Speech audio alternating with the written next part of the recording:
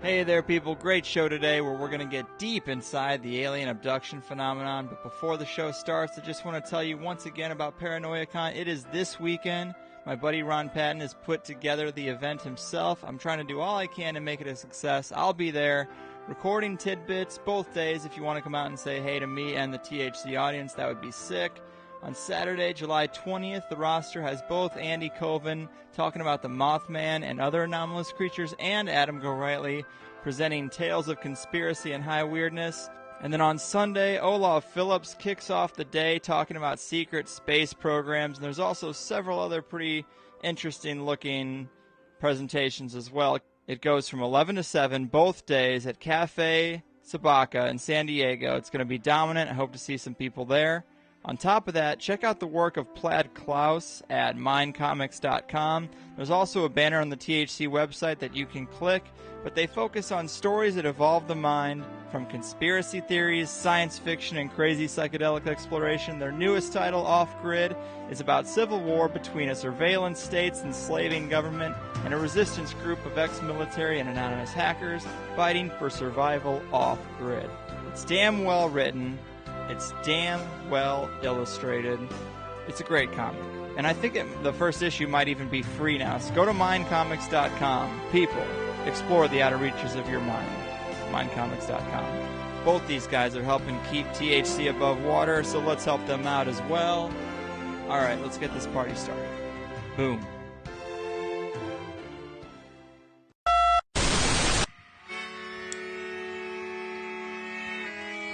In the 1930s, President Franklin Delano Roosevelt addressed the nation through a series of radio broadcasts known as the Fireside Chats. His aim was to reassure the common man that our society would recover from its troubled times. But we're far from 1930, and I deal with a different kind of far. For a new era of worldly frustration, we offer a fresh conversation. I'm Greg Carlwood, and these are the Higherside Chats. Welcome to THC, everybody. Drinking a little drink, smoking a little smoke. In sunny San Diego, I'm Greg Carlwood, and we have a super exciting topic for you today.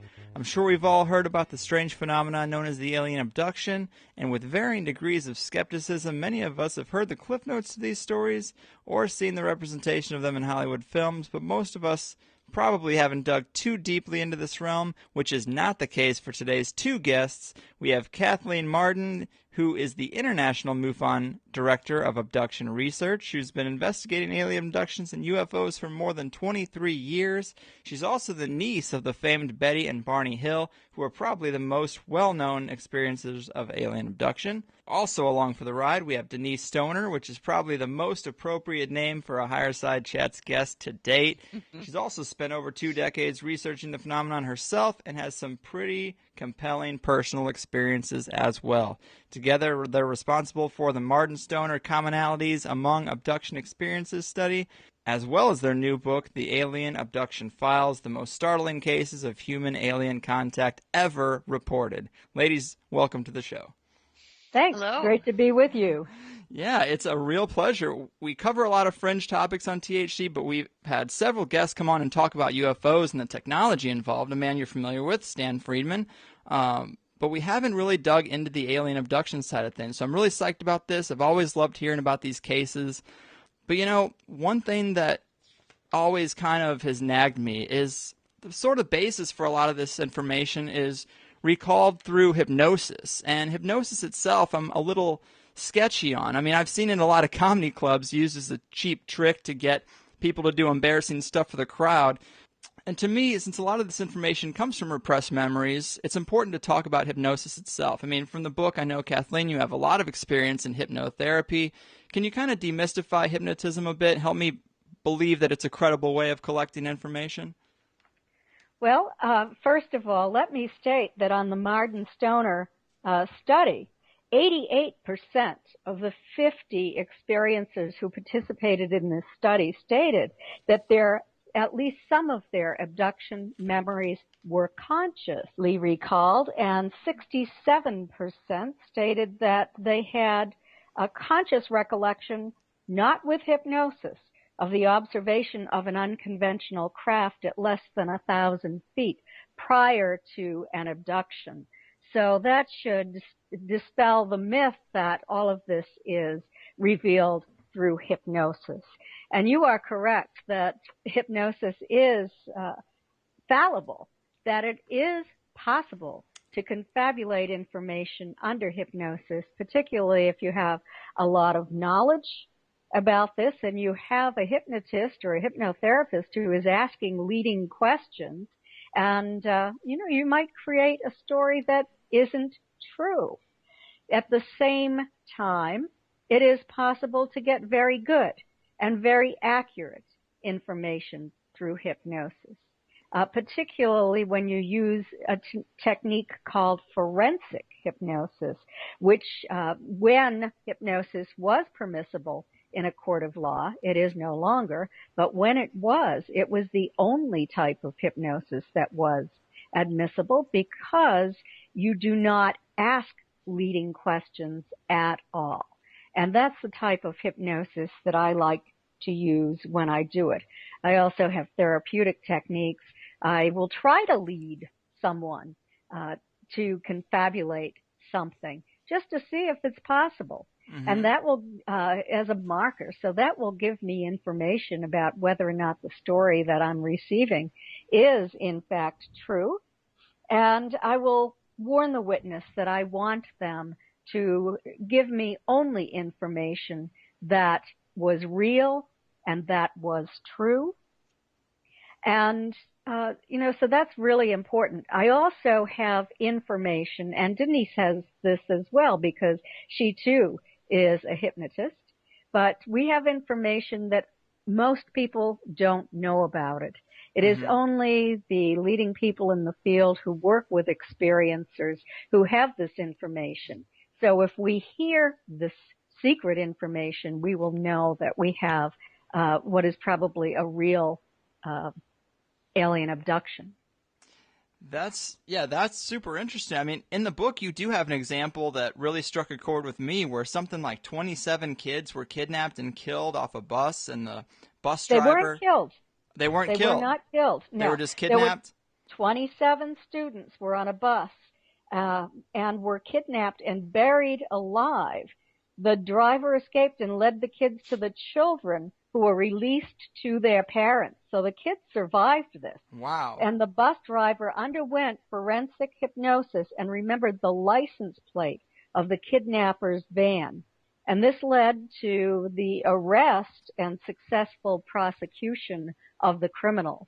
So you can see that it can be used to solve a crime.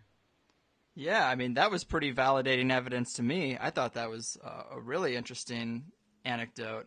Well, all right, ladies, let's just dive into the deep end a bit. I mean, the things that you've done that I really like is you've gathered information and surveyed experiences to look for like the similarities among them, which I think helps to make them seem more credible. If they're consistent with other people's experience, then they fit inside the box. But it also helps create a narrative or an outline to the phenomenon that seems to have like really very little consistent, detailed information, at least in the mainstream. But I think that's great that you've taken that approach.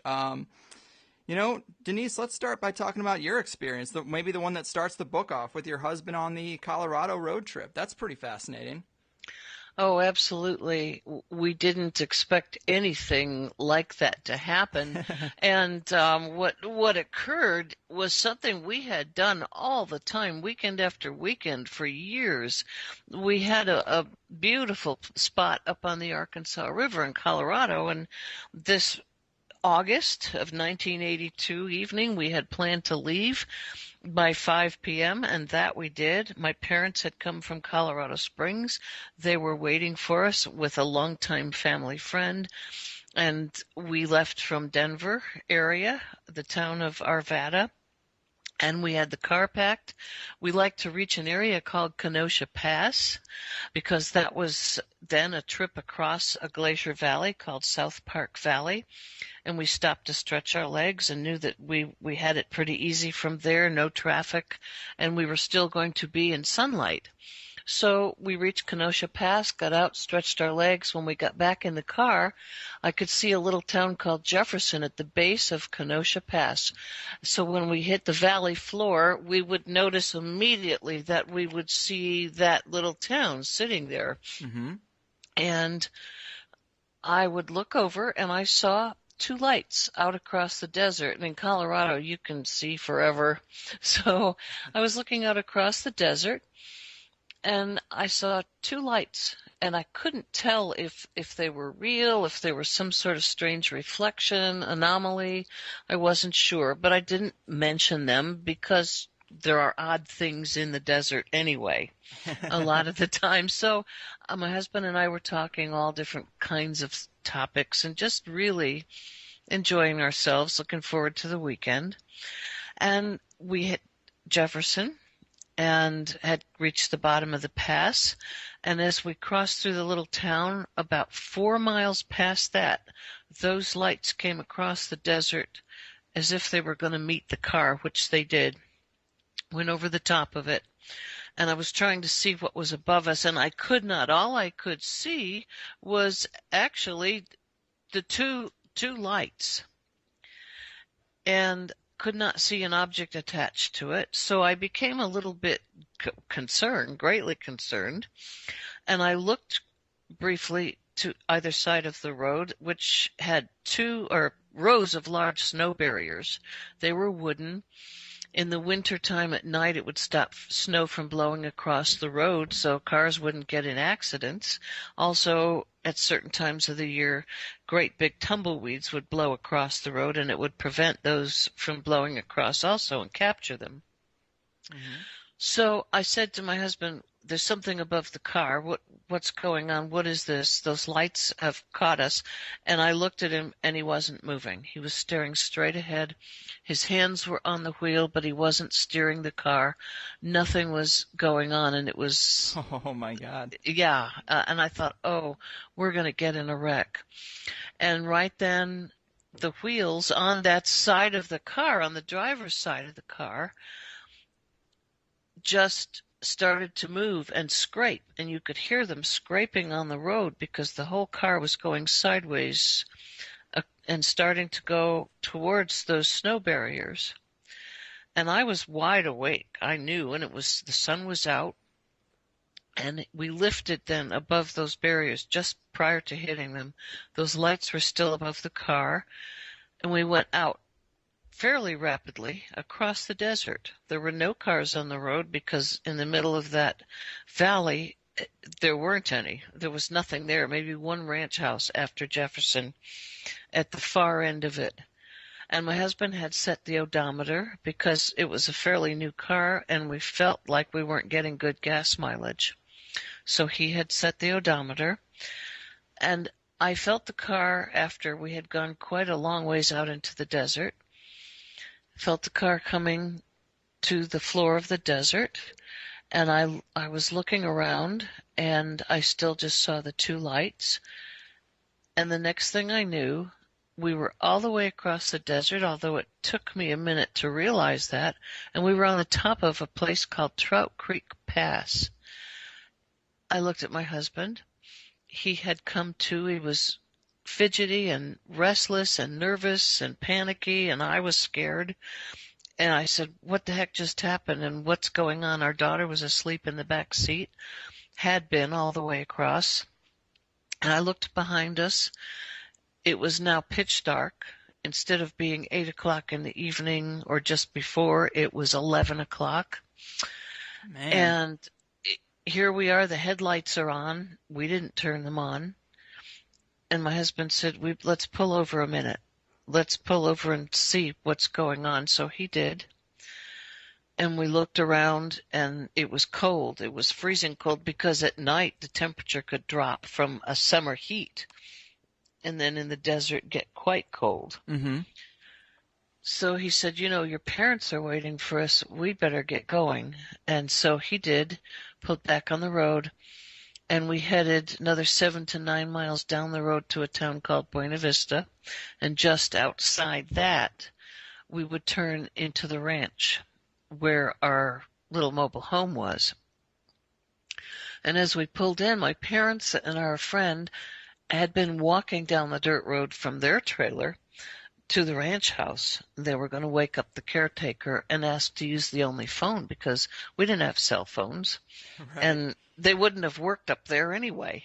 So they were walking. We pulled up to them. They saw our headlights coming down the road.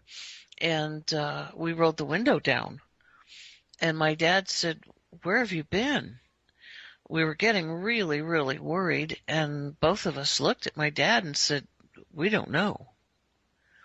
Well, my dad and his friend, our friend, both worked at a place called Command Sciences. They had also worked at Aerojet in California, and they were scientific-minded individuals working in aerospace. So after they asked us a couple of times to think about it, try to figure it out, they dropped it because they just knew that if we had something we needed to keep to ourselves, that was the end of it.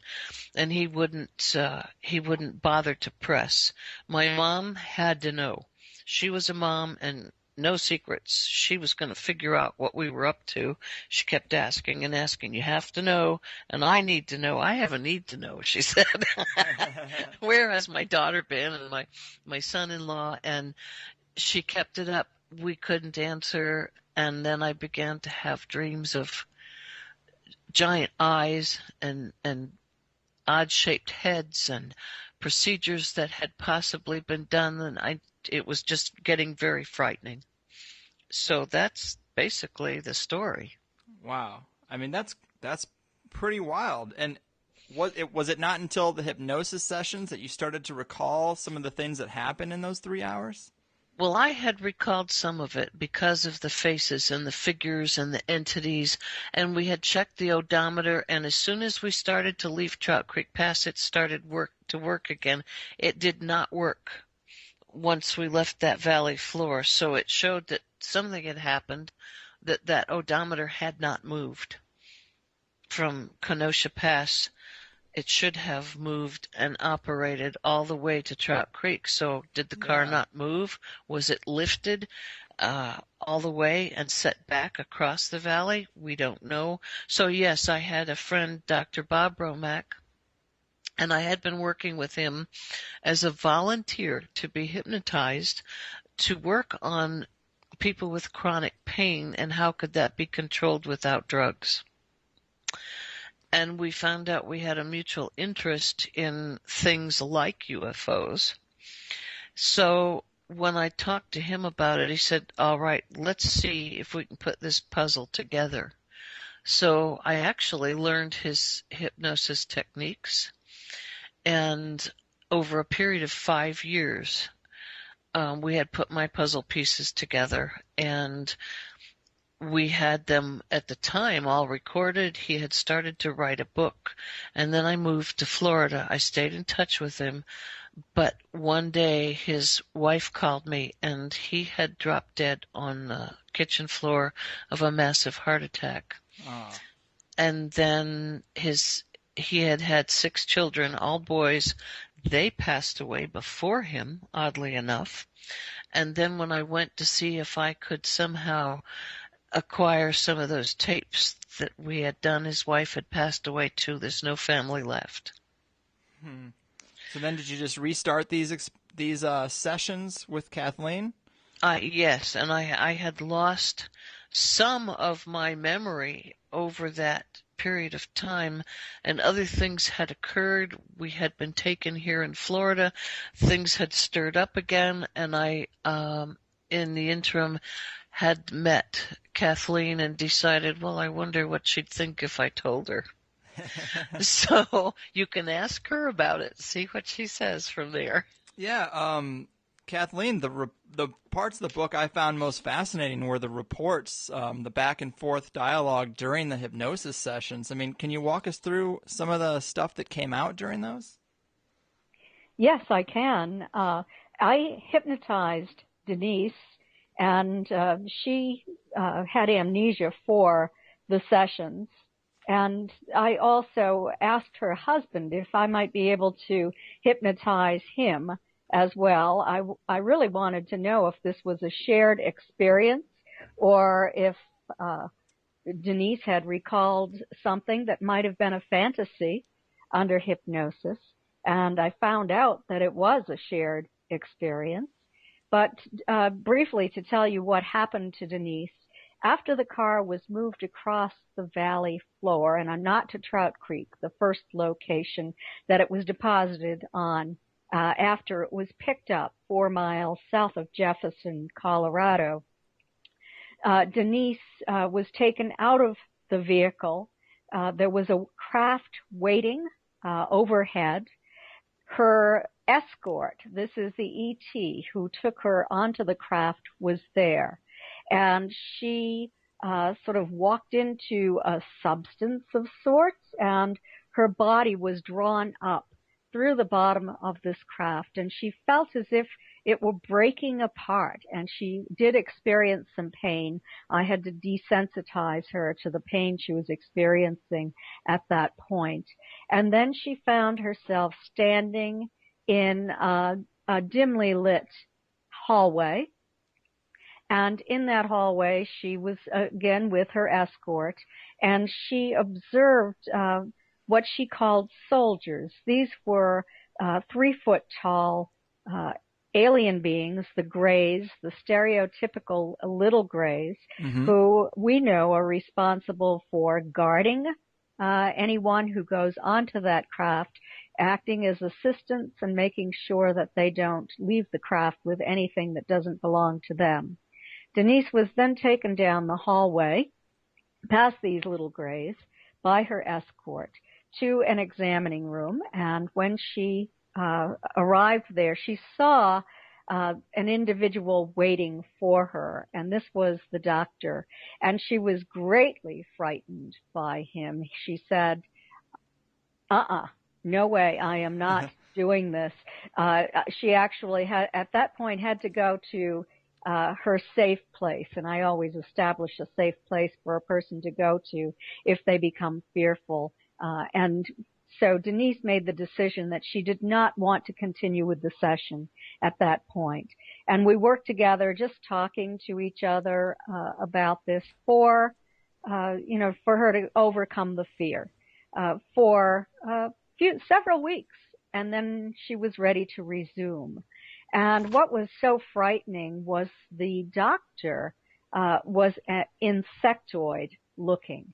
He was about 5 to 6 feet tall, very, very slender limbs and body, eyes that were vertically placed on his head that would open and close with a thin membrane on each side. So he was pretty horrific looking. Yeah.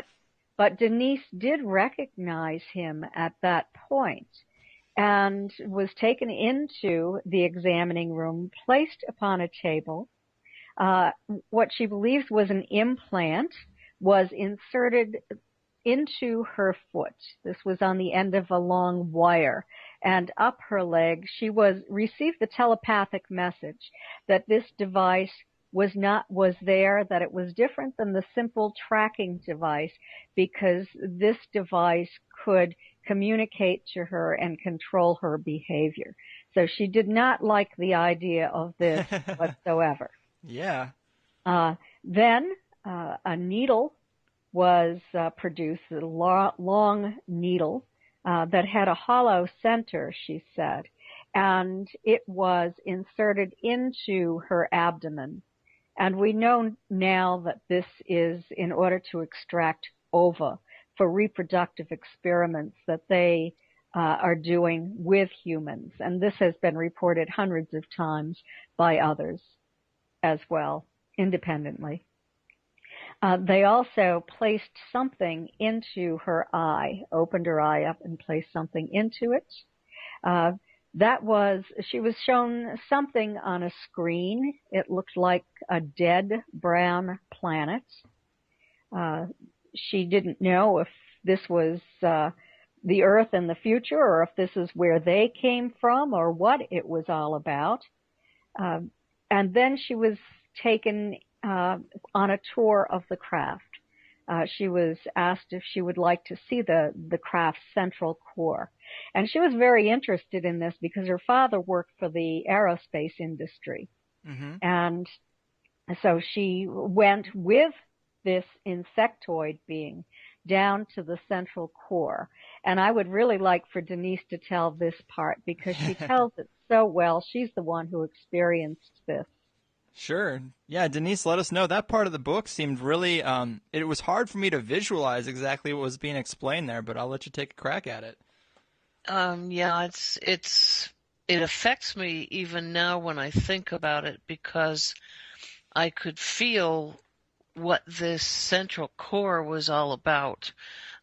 They asked if I wanted to see it, and I said yes. Because the fear is removed when you're on the craft, and I don't know how they do it, but as soon as you're on the craft in the hallway, something about who they are takes the fear away. Even though you're not totally comfortable, you know you're going to be taken back. And so it's okay for the time being. You know you're going to go through it, and you know you're going to be taken back. So I followed my guide, and we went around the corner, and everything is circular, and I felt rather than saw where this room was going to be. It was a force of some kind coming out of this room. And then when we walked in front of it, I felt it even stronger, and it was as if I was being punched by something I couldn't see. I could feel my muscles and my nerves reacting to it. And I continued on. I went into the room, and there was some sort of environment that I know was biological. I absolutely know it. There were fluids flowing in the floor. There were tubes going in and out of a structure that was enormous at the center, and there was some sort of enormous vial running up and down the center, and again wires and tubes, and also a mechanical portion of it. And I felt the living portion of it, and I felt a connection with it, and it made me feel very emotional.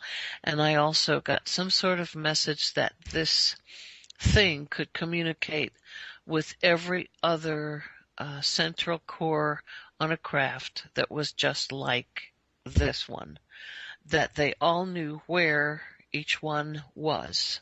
Man. And should they need to connect with, and I'm assuming a giant mothership, should they all need to do that they could and go there, that they could all meet, that they all knew what each other was doing.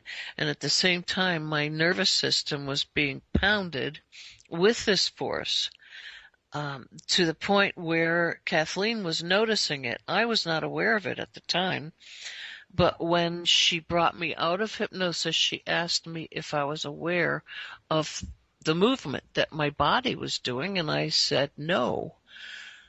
And I said, but I do have something going on with me physically that the neurologists cannot diagnose, nor can they treat it, nor can they calm it down with any kind of medication that we've tried. And I said, I want you to know that. So after a little while, I said, could we do this again and see if we can cause this action to come about and record it? And we did. And she has it on film, and she has my permission to show it. If anybody else is going through this and they have no idea what's going on, they now will realize what's causing it. There are certain places on Earth, if I go to visit it, I can feel this type of force similar, and I can't go near it. It's magnetic, I believe. Wow. So she now has a video of what happens. And I want to add, just to give you an image of what Denise did go through, it appeared that she was being hit by pulses or waves, and that these, think of a baseball striking her on different parts of her body, and her limbs would simply fly out, and it was very, very frightening for me to watch at first. as her body was hit by what appeared to be some kind of a force field. And, you know, I had to wonder, I tell you, even with this, if this was, you know, you might think that this is a crazy story, that this craft might be biological. And Denise didn't know any of this information at the time, but there were several other experiencers who have independently stated to me that they felt that the craft was biological. One of them said, quote, "Biological material is used deep within the energy system of a craft." Another wrote that these craft are living entities, much like bacteria. They live, breathe, function, and create. They are grown from what was initially a hybrid framework.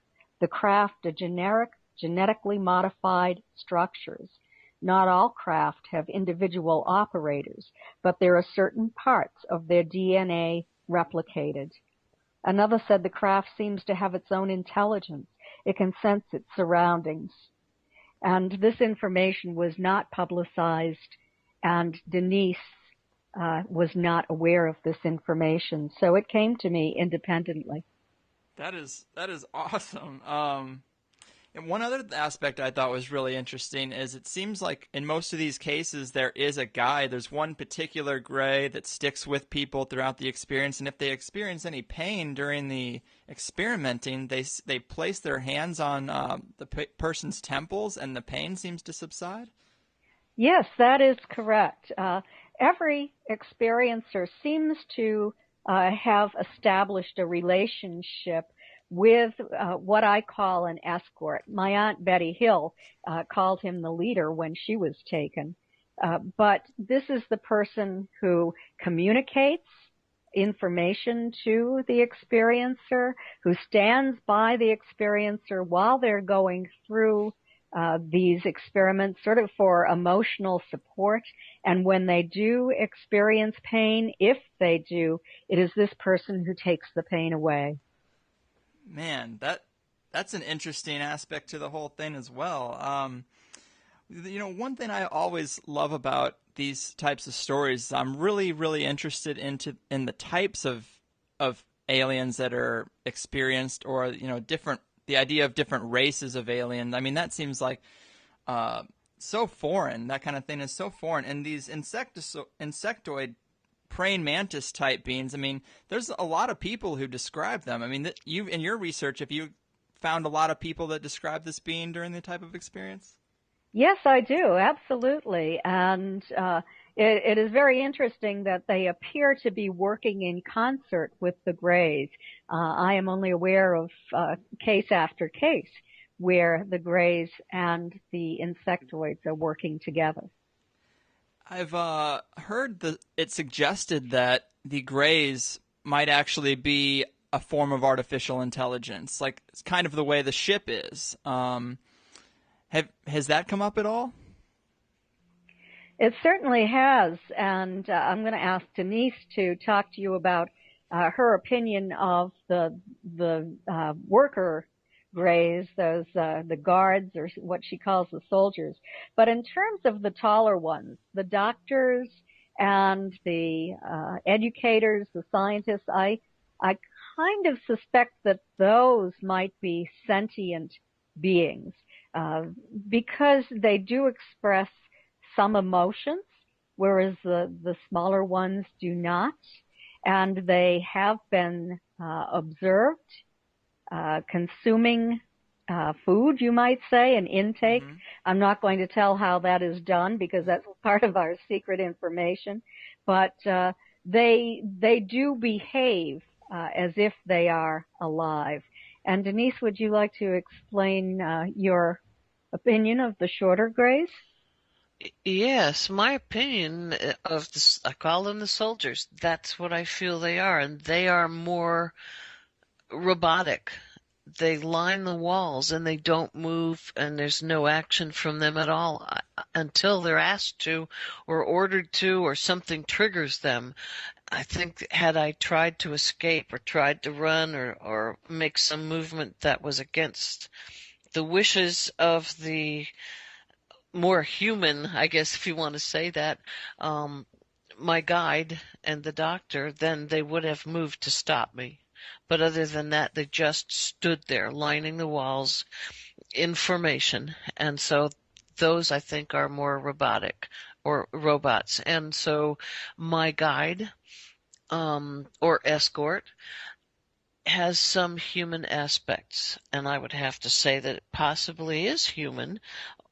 And the way that I would say that is because, or why I would say that is because that and the doctor, the insectoid, studied me and looked at me and tried to understand why I was thinking or feeling certain things. It possibly had been bred out of them. They no longer felt things in the way that we do, and they would stare at me. They came awfully close to my face and looked at me like, why is she doing this? Why is she thinking that way? Why is she feeling this way? We don't understand. We possibly want that bred back into us, but they didn't even have the questions, the forethought to ask. They didn't have the words to put together, but I saw a confused look on their faces and a tilt of the head, a wondering type look, just confused as to why I was reacting a certain way. And I felt that, yes, those are, if you want to call them human, then that's what they were, beings. Do you mean human or alive? Are you Alive. saying they're human beings or alive? Alive.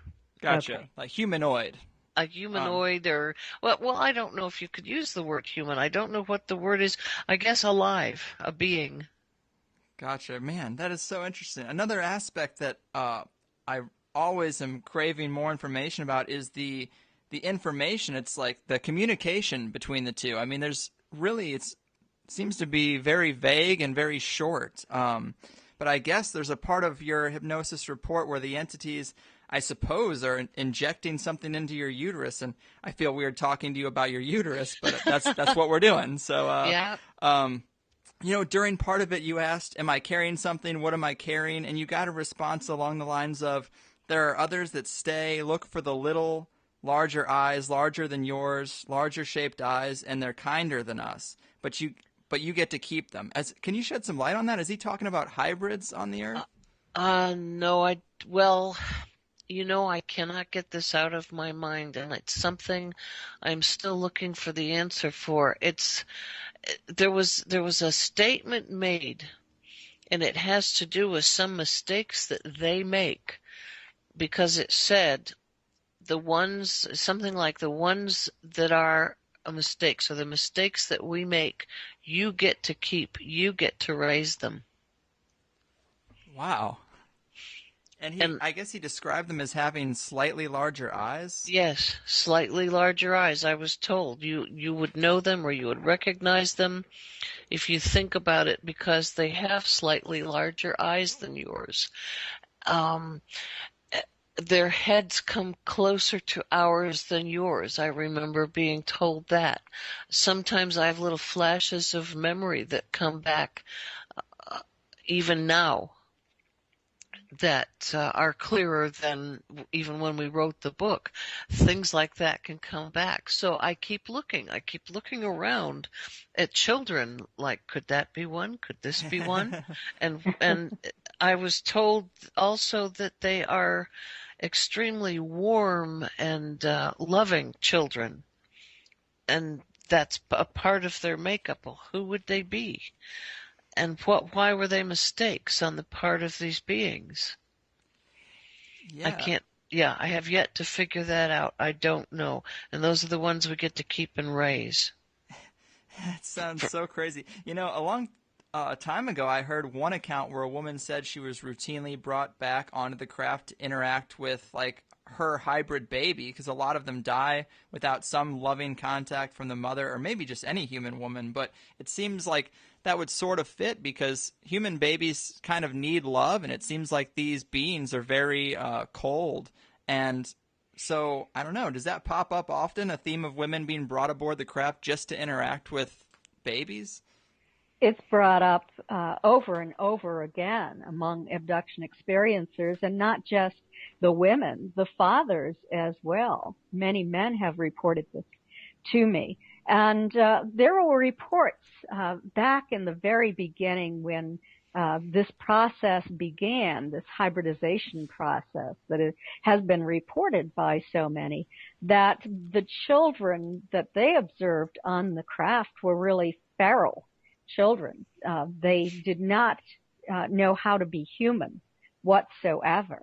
And it seems that it would be logical that the ETs would recognize this, and that humans can never be fully human unless they are socialized. And in order to do that, there has to be contact with other humans. But then you have to ask the question, what use is contact if it's happening once a month and not on a constant basis?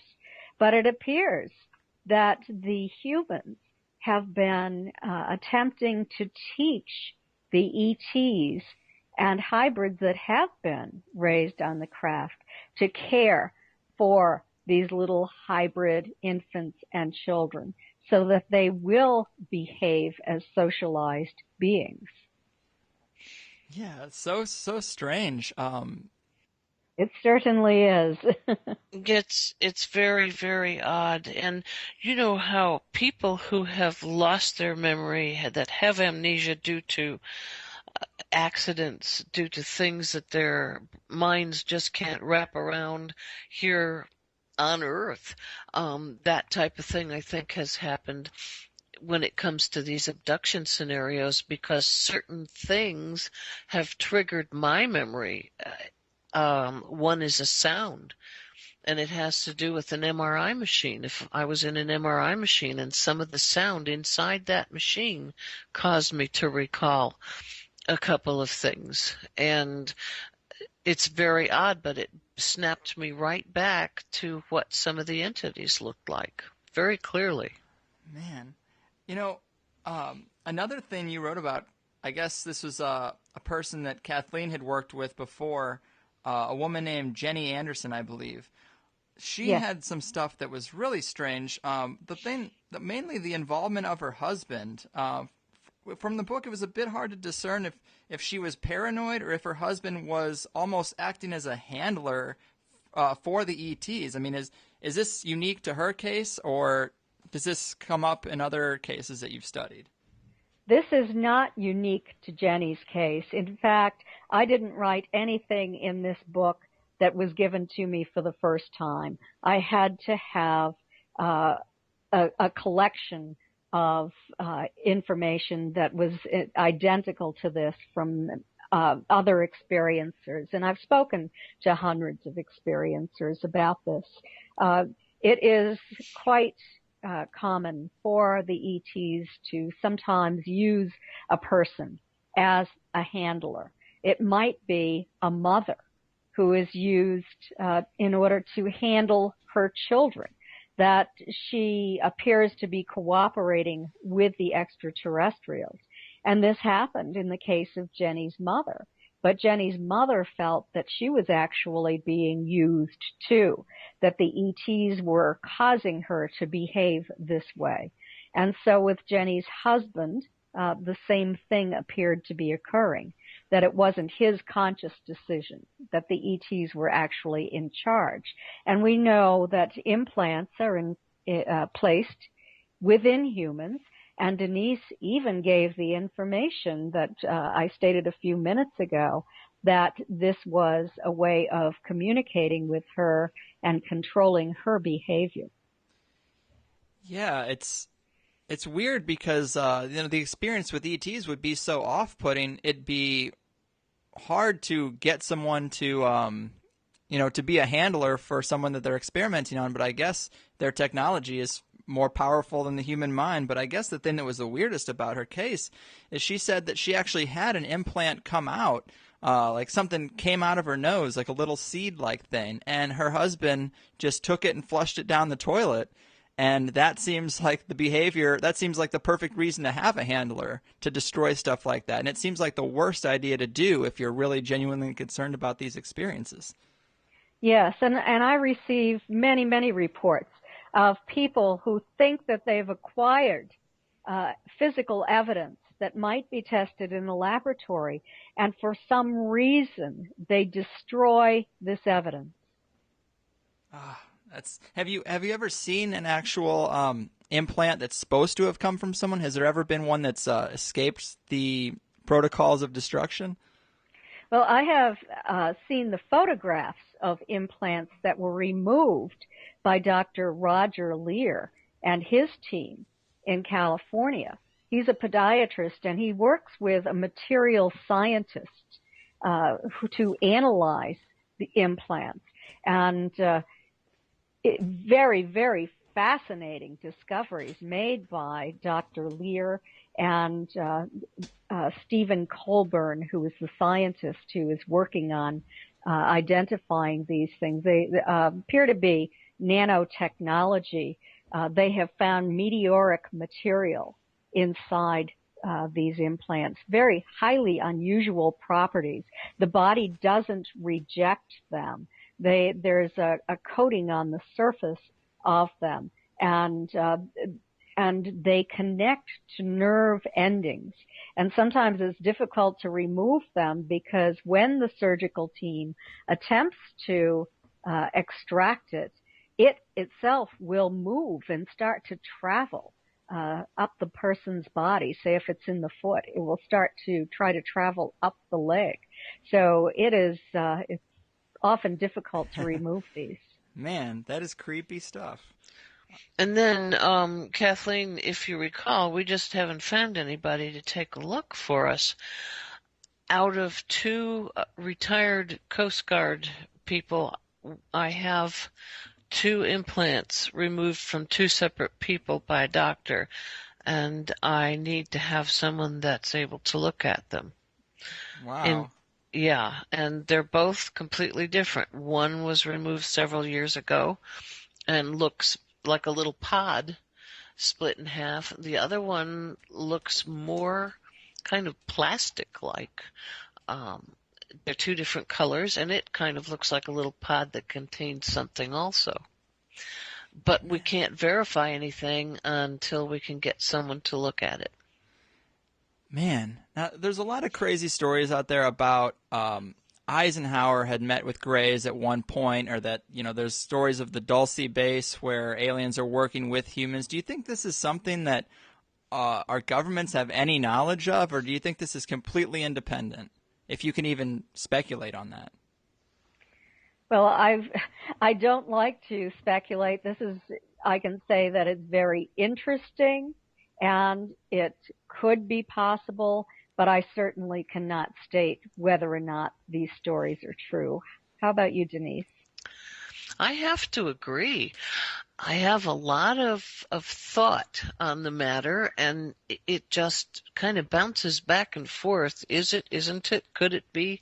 And that's just one of those things that we have no proof of. And you have to keep looking and searching and wondering, and maybe one day somebody will step forward and tell us exactly the way it is. But I produce evidence. Right. Yeah. Well, Kathleen, with all the interviews and investigations you've conducted, can you tell us a little bit about the different types of entities you've heard about? It seems like most commonly there's small Greys, 1 or 2 taller Greys, and then insectoids. But are there other beings people have encountered? Besides the hybrids, people have also reported reptilian-type beings.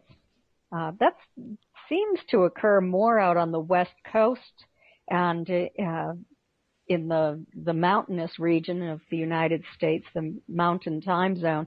I don't know why that is, but I receive very few reports from the East Coast of this sort of thing.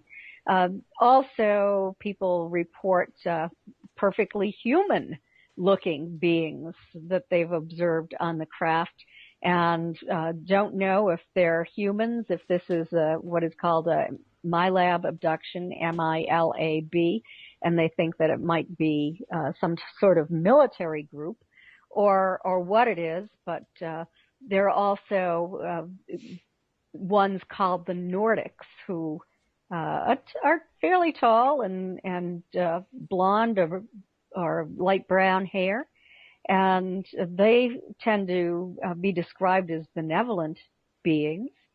I've received reports, but very, very tiny percentages of people have reported tall whites, tall goldens, hairy beings, short blue beings.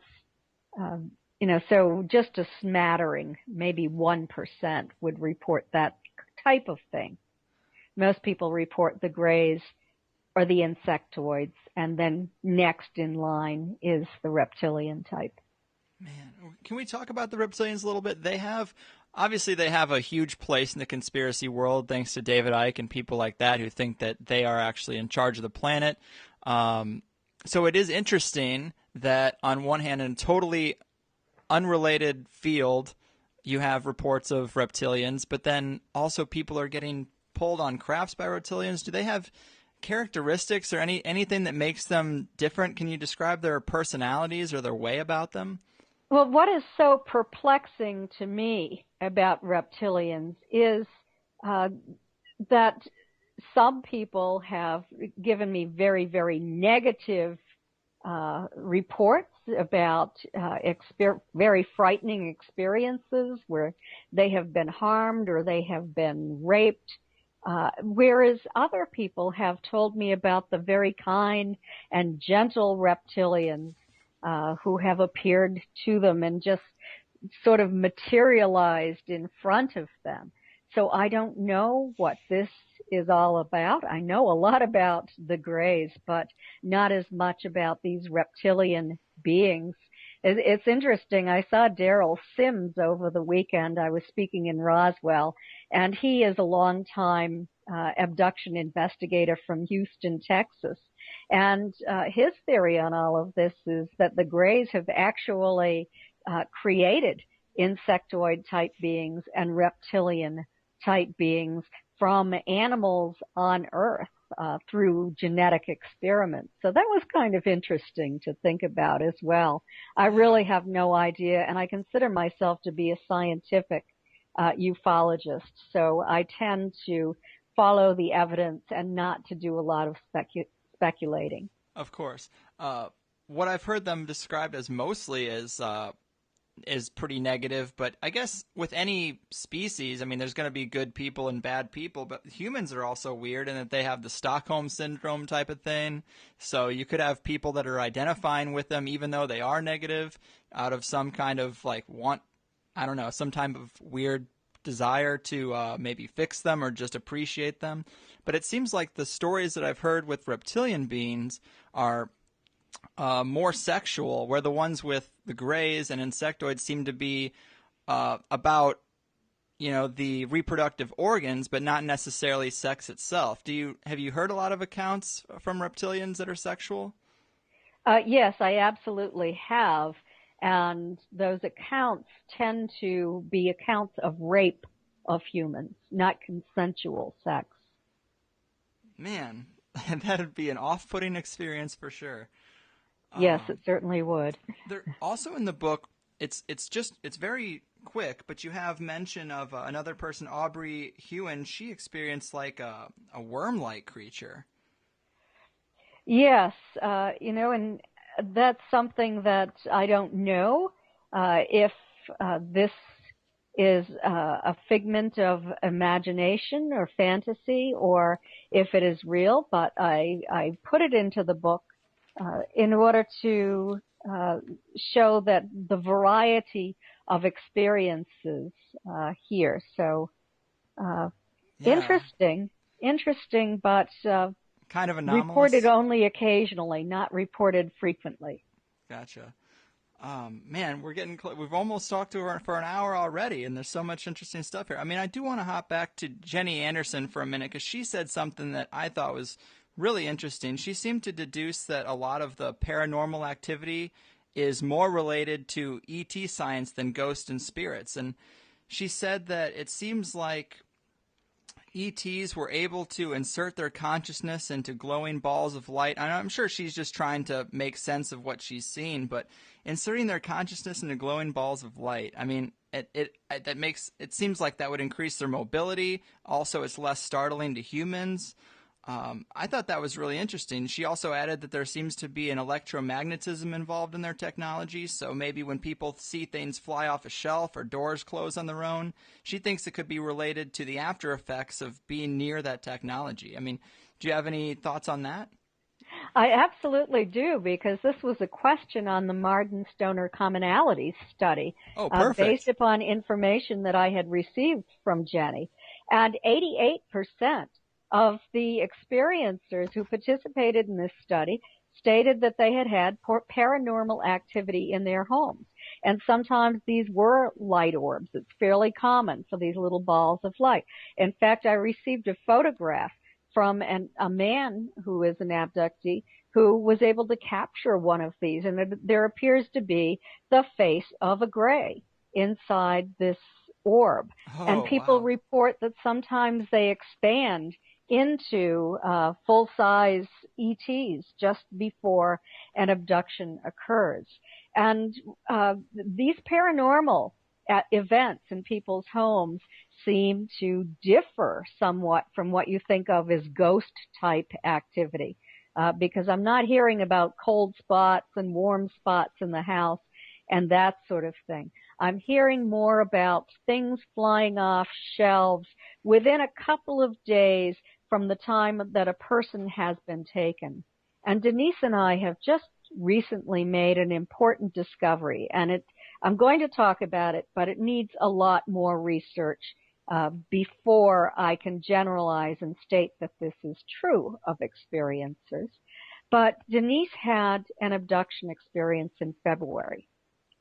And I was using a meter to measure magnetic fields, electromagnetic fields, and then I switched it over to the electrical field reading. And we got an extremely high electrical field around Denise's body. In fact, when she walked toward it, when she was within 10 feet of it, it arced to full capacity.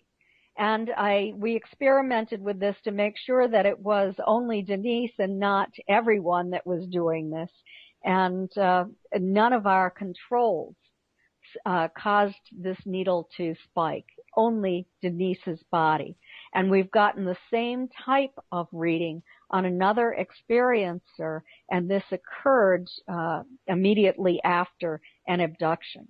So I really need to do more research, but this is very interesting to me because it could explain the electromagnetic interference that's occurring in people's houses where appliances are burning out and lights are burning out and equipment is malfunctioning, as well as this poltergeist type activity.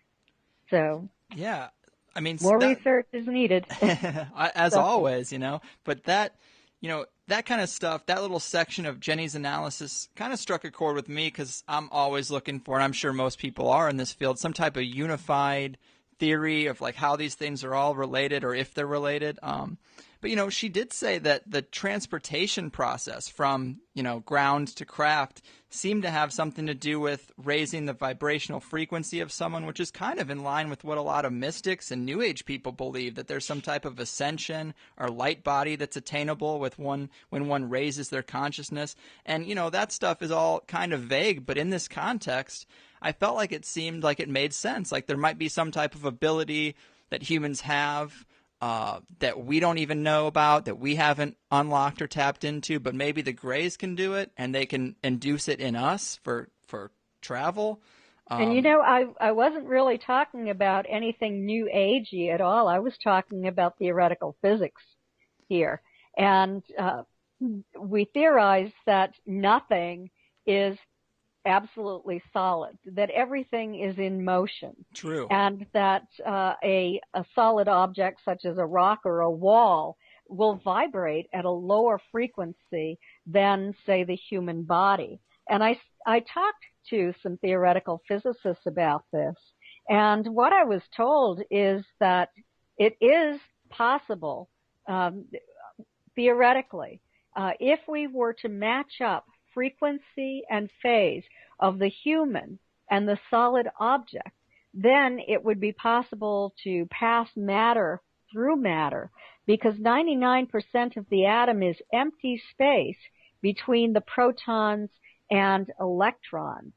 So I was even told that it has been done on a very small scale in a laboratory.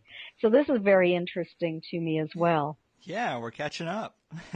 Yeah, But there are so many things that are associated with this. We're trying to discover what this is all about. Then we're finding out there's possibly a sound associated with this, and if so, how many hear it, and what does it sound like?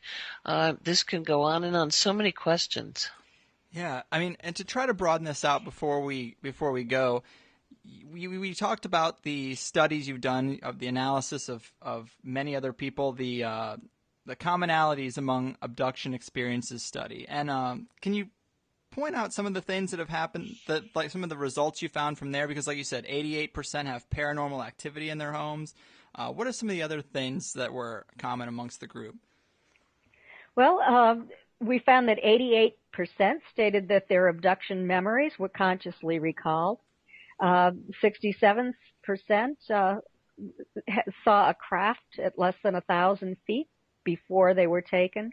56% stated that they consciously recalled non-human entities immediately prior to the abduction when they were outside their homes. 76% stated that they were not alone when they were taken. 62% said they had conscious recall for at least part of their experience. 43% stated that witnesses reported the observation of a UFO near their house, vehicle, or tent prior to or during an abduction. 58% stated that they were aware of having been examined on a craft.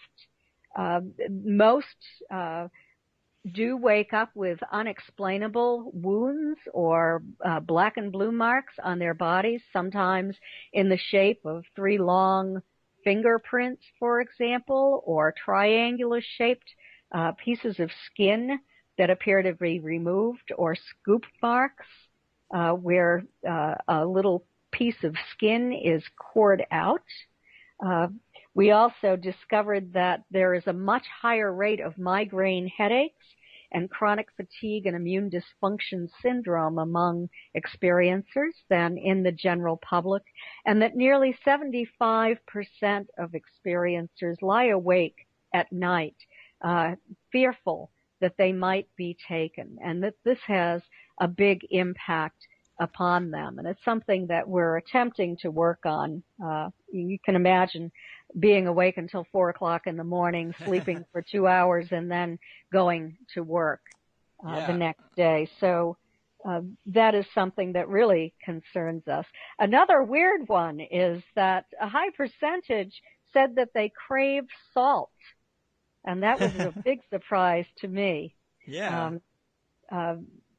72% said that they are more sensitive or intuitive than they were before they had these experiences, and have become more psychic. Man, one of the other weird ones that I saw in there was that 50% say to have experienced some type of healing abilities, and Denise apparently had this for a short time with animals. Can you shed some light on that at all, or elaborate on that? Yes, I did, and it appeared to be for a brief time in Florida, but then in Colorado, I had a couple of animals that I was working again with Dr. Romack, and we attended a church that had some hands-on healing, and people also brought their animals on a certain night. And there was one individual who had a dog that they couldn't diagnose the problem. And the poor animal was, you could tell, in pain and discomfort. It could have been a type of arthritis. I mean, the poor guy was just miserable. And I was able to do a hands-on healing myself. And the dog got well and never never had that reoccur.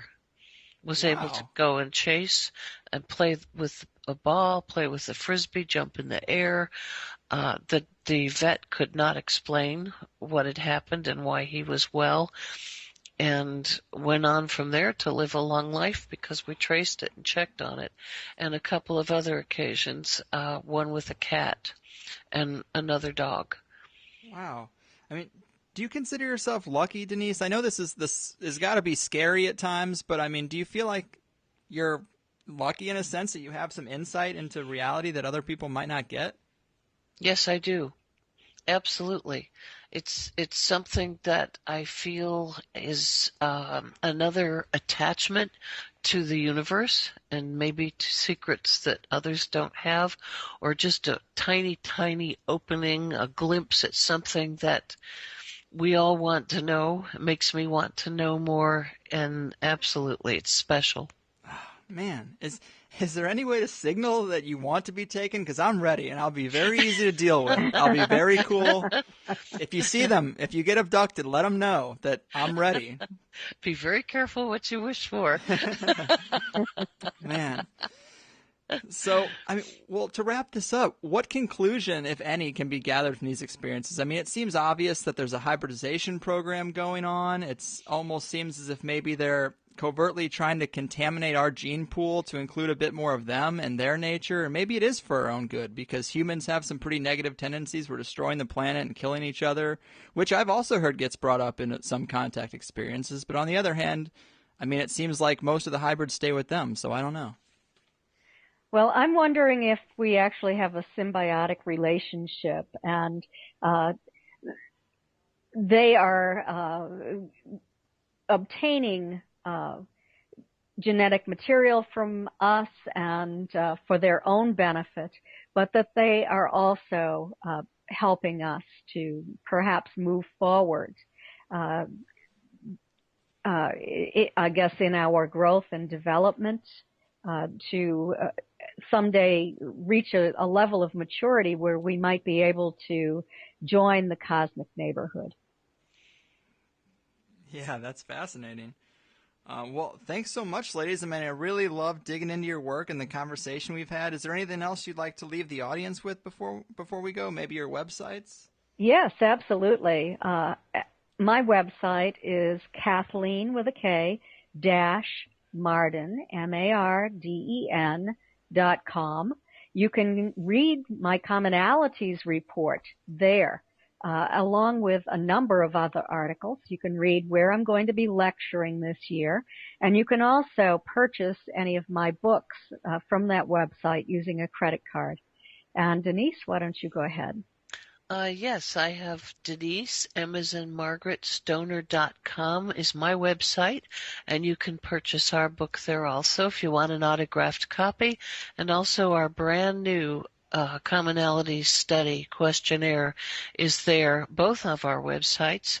If you would please go in and fill that out, because we need to have the answers to more questions to help not just us, the scientific group, and yourselves out once we get these responded to.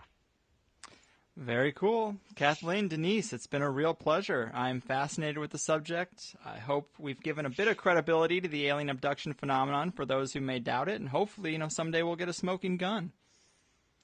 I hope so. Yes, absolutely.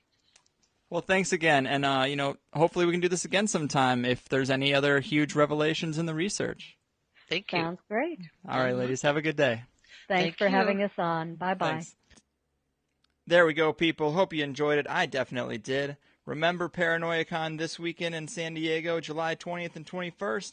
And if you like comics, I can think of none better to recommend than mindcomics.com. And last and quite possibly least is my very own special brand of t-shirts at conspiratees.net. Thanks for listening. Please keep us in the Rolodex and review us where you can. Keep your pimp hand strong and your head above water. It's crazy out there. Extraterrestrial.